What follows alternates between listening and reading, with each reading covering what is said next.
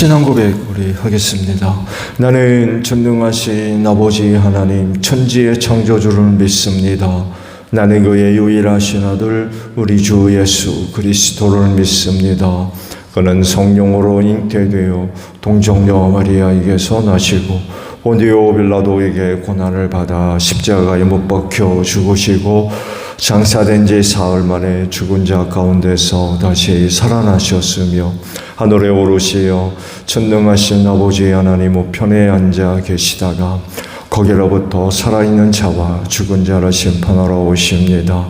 나는 성령을 믿으며 거룩한 공교회와 성도의 교제와 죄를 용서받는 것과 몸의 부활과 영생을 믿습니다.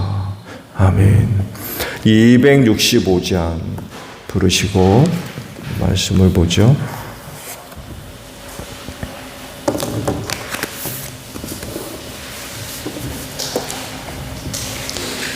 (265장이에요)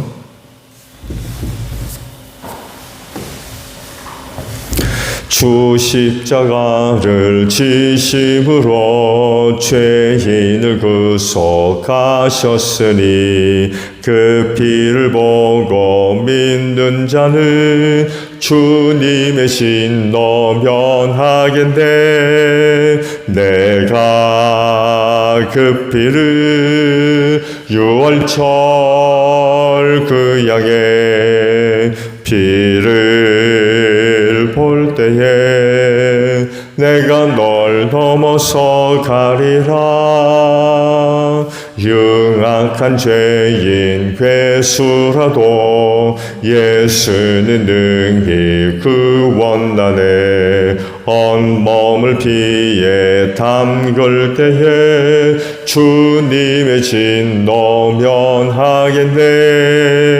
내가 그 피를 유월절 그 양의 피를 볼 때에 내가 널 넘어서 가리라. 심판할 때에 모든 백성 행한 일대로 보응받네. 주님의 피로 죄 씻으면 주님의 진노 면하겠네. 내가 그 피를 유월절 그 양의 피를 볼 때에 내가 널 넘어서 가리라. 구주의 사랑 크신 은혜 보혈의 능력 의지하세. 심판의 불이 내릴 때에 주님의 진노 면하겠네. 내가 그 피를 유월절 그 양의 피를 볼 때에 내가 널 넘어서 가리라. 말씀을 봅니다. 민수기 35장 22절에서 마지막 절까지 말씀을 봅니다. 민수기 35장 22절로 마지막 절이에요. 그러나 아무런 원한도 없이 사람을 밀치거나 몰래 숨어 있다가 무엇을 던지거나 한 것이 아니고 잘못 보고 굴린 돌이 사람에 맞아 그를 죽게 하였으면 그 가해자가 피해자의 원수가 아니고 더욱이 그를 해칠 의사가 전혀 없었던 것이므로 회중은 이러한 규례에 따라서 그 가해자와 피를 보복할 친족 사이를 판단해야 한다. 회중은 그 살인 혐의를 받은 사람이 피를 보복할 피해자의 친족에게서 보복을 당하지 않도록 그 살인 혐의자를 그가 도피성으로 돌려보내야 한다. 그리고 그는 거룩한 기름을 부어 성지에 임명한 대제사장이 죽을 때까지 거기에 머물러야 한다. 도피성으로 피한 그 살인자가 도피성의 경계 밖으로 나아갔을 때에 마침 피를 보복할 친척이 그를 알아보고 도피성의 경계 밖에서 죽였으면 그 친척에게는 아무런 살인죄도 적용되지 않는다. 살인자는 반드시 대제사장이 죽을 때까지 도피성에 머물러 있어야 하고 대제사장이 죽은 다음에야 비로소 자기 소유지가 있는 땅으로 돌아갈 수 있다. 위에서 말한 율례는 너희가 어디에 가서 살든지 자자손손 모든 세대에 적용되는 율례이다. 누구든지 사람을 죽인 사람은 살인자이므로 반드시 죽여야 한다. 그러나 거기에는 증인들이 있어야 한다. 오직 한 증인의 증언만으로는 어느 누구도 죽이지 못한다. 살인죄를 지었을 때에는 살인범에게서 속전을 받고 목숨을 살려주어서는 안 된다. 그는 반드시 죽여야 한다. 대제사장이 죽기 전에는 도피성으로 피한 사람에게 속전을 받고 그를 집 땅으로 돌려보내어 살게 해서는 안 된다. 너희가 사는 땅을 더럽히지 말아라. 피가 땅에 떨어지면 땅이 더러워진다. 피가 떨어진 땅은 피를 흘리게 한 그 살해자의 피가 아니고서는 깨끗하게 되지 않는다. 너희가 사는 땅, 곧 내가 머물러 있는 이 땅을 더럽히지 말아라. 나 주가 이스라엘 자손과 더불어 함께 머물고 있다. 아멘. 오늘 아침에는요 33절의 말씀을 함께 나누려고 그래요. 너희가 사는 땅을 더럽히지 말아라. 피가 땅에 떨어지면 땅이 더러워진다. 피가 떨어진 땅은 피를 흘리게 한 그 살해자의 피가 아니고서는 깨끗하게 되지 않는다라는 말씀입니다. 도피성과 관련된 말씀이고요. 고의로 사람을 죽였던, 실수로 죽였던 이 살인자들을 어떻게 다룰 것이냐라는 부분, 또 도피성에 얼마만큼 들어가 있어야 되느냐, 이런 부분도 말씀을 하시죠. 대제사장이 죽기 전까지는 나와서는 안 된다. 죽은 다음에야 이제 나올 수 있고요. 혹 도피성에 있다가 성 바깥으로 나와 있다 복수법에 의해서 죽임당했을 때에는 그를 죽인 사람에게 죄를 물어서는 안 된다. 도피성 바깥으로 나왔다가 죽은 그 사람의 잘못이지 복수법에 의해서 죽인 그 사람에게는 아무런 죄를 물어서는 안 된다. 이런 그 말씀까지 하고 계십니다. 이런 그 말씀들을 볼 때에 그 살인죄를 하나님께서 아주 무게 있게 다루시는 것을 우리가 볼 수 있죠. 한 사람이 갖고 있는 그 생명을 아주 소중하게 여기시는 분이라는 것을 우리가 이 말씀들을 통해서 발견하게 됩니다. 그래서 하시는 말씀이 그 땅을 살해당한 자의 피로 더럽히지 말아라 라고 말씀을 하죠.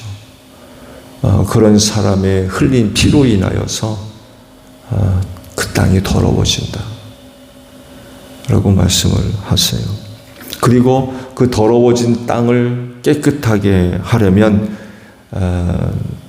살해자, 사람을 죽인 그 사람의 피로 그 땅을 깨끗하게 할 수 있다 라고 말씀을 하세요. 이게 무슨 얘기냐면 굉장히 무서운 말씀인데 결국 살인자는 죽을 수밖에 없다는 얘기예요. 오늘도 말씀 보셨죠? 살려둬서는 안 된대요. 사람을 죽인 자는 살려둬서는 안 된다.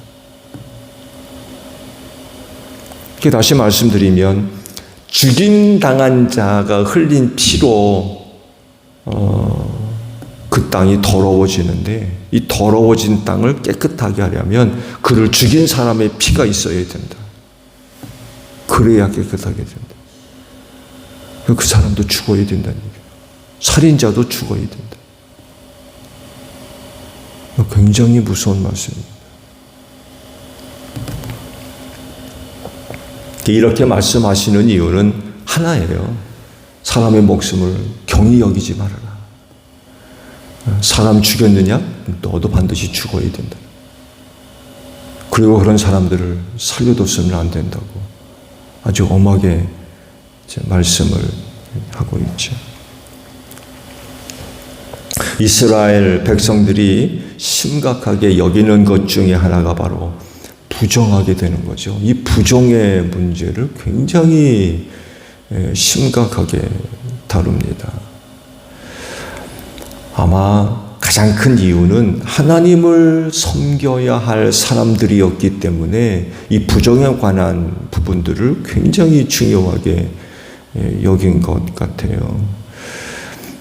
결국 부정하게 되면 하나님을 섬길 수가 없는 거죠. 그 하나님이 거룩한 분이기 때문에 거룩해야 되는데 부정하게 되면, 그 더러워지게 되면 하나님을 섬길 수가 없는 거죠. 그래서 하나님을 섬길 사람이 부정하게 되는 것, 이건 개인적으로 아주 치욕적인 그런 문제였던 거죠. 그래서 많은 사람들 앞에 부끄러움이 되고 더 나아가서 생활에 제약을 받았죠. 왜냐하면 그 한 사람으로 인하여 부정하게 되는 게 한두 가지가 아니기 때문에 그래요. 좋은 예로도 그와 닿은 물건, 접촉된 사람 다 부정하게 됐어요. 그 사람이 만진 그릇 부정하게 되는데 그 그릇을 만진 사람도 부정하게 된대요. 그럼 부정하게 되는 문제가 기하급수적으로 늘어나요. 그러다 보니까 일상의 생활에 제한될 수밖에 없어요. 아무것도 못하는.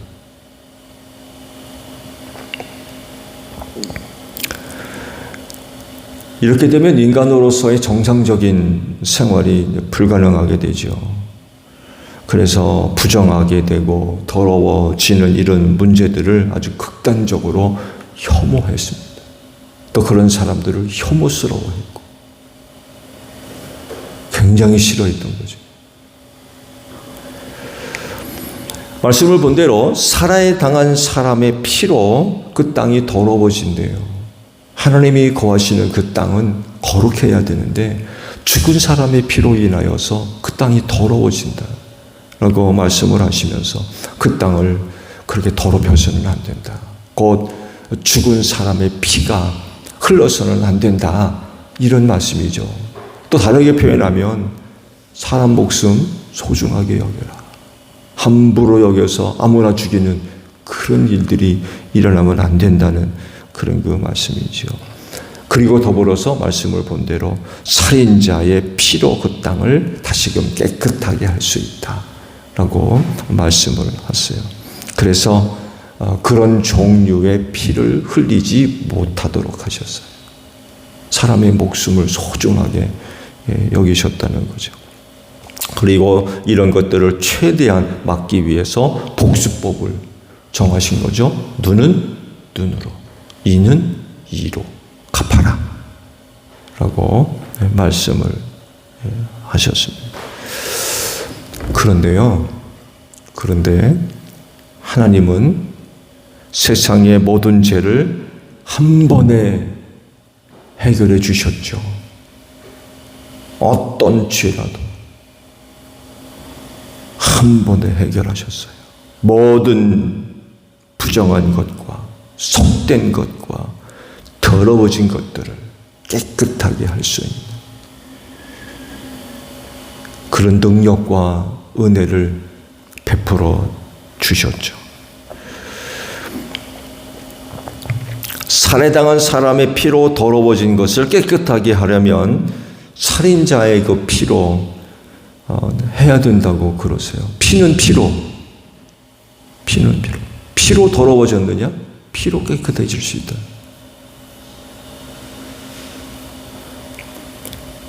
그래서 그 거룩함을 위해서라도, 깨끗해짐을 위해서라도 살인자는 책임을 지고 죽어야 돼. 반드시 죽어야 돼. 아니, 생각해 보세요. 살해당한 사람의 피로 그 땅이 더러워지고 그 땅을 깨끗하게 하려면 그를 죽인 사람의 피가 필요하다 그러셨는데 다른 방법이 없다는, 다른 방법이. 그 사람을 죽인 자는 반드시 죽어야 되는 거예요. 반드시 죽어야 돼요. 그 스스로 책임을 져야 된다는 거죠. 다른 것 갖고는 안 되니까. 굉장히 무서운 법이에요.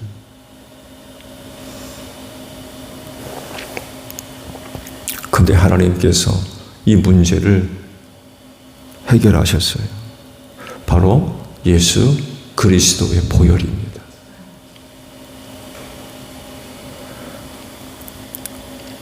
죄악으로 더러워진 모든 것들을 예수 그리스도의 보혈로 깨끗하게 하신다는 거죠. 하나님은 독생하신 아들 예수 그리스도에게 모든 죄를 담당시키셨어요. 죄 없는 분인데 죄를 담당시키셔서 죄인 되게 하셨어요. 죄가 없는 분인데 죄를 담당시킴으로 인하여서 죄인 되게 만들었어요. 모든 죄를 그분이 다 담당케 하셨던 거죠. 그래서 죽었어요. 죄 삭은 사망이라고 그러잖아요. 죄 지으면 죽어야 돼요. 반드시 죽어야 됩니다. 그래야만 해결되거든요.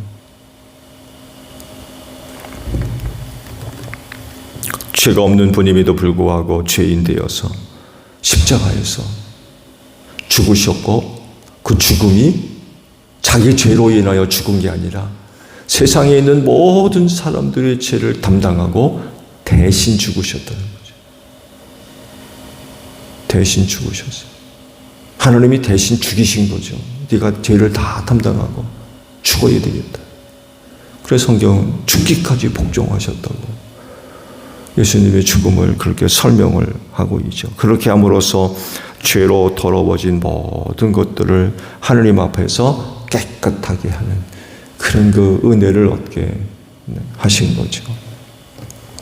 그래서 이 은혜를 얻어 하나님 앞에서 깨끗한 자가 되려면 반드시 그 예수를 믿어야 됩니다.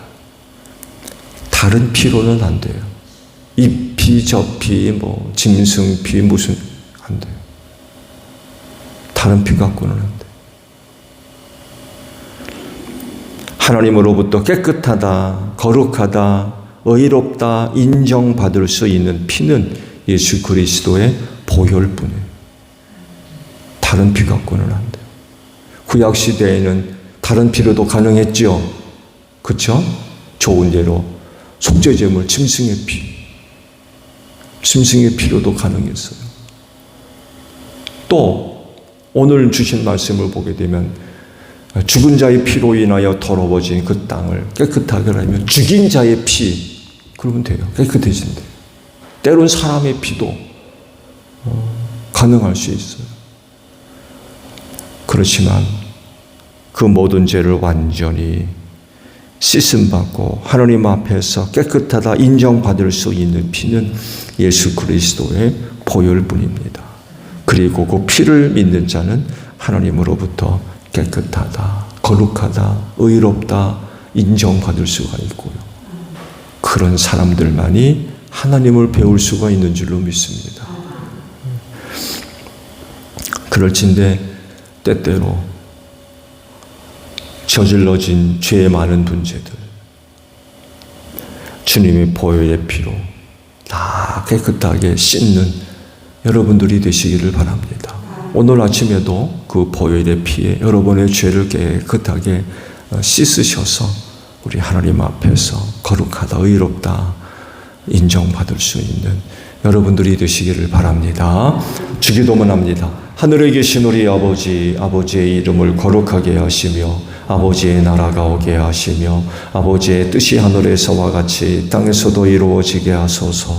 오늘 우리에게 일용할 양식을 주시고 우리가 우리에게 잘못한 사람을 용서하여 준 것 같이 우리 죄를 용서하여 주시고 우리를 시험에 빠지지 않게 하시고 악에서 구하소서. 나라와 권능과 영광이 영원히 아버지의 것입니다. 아멘. 기도하겠습니다.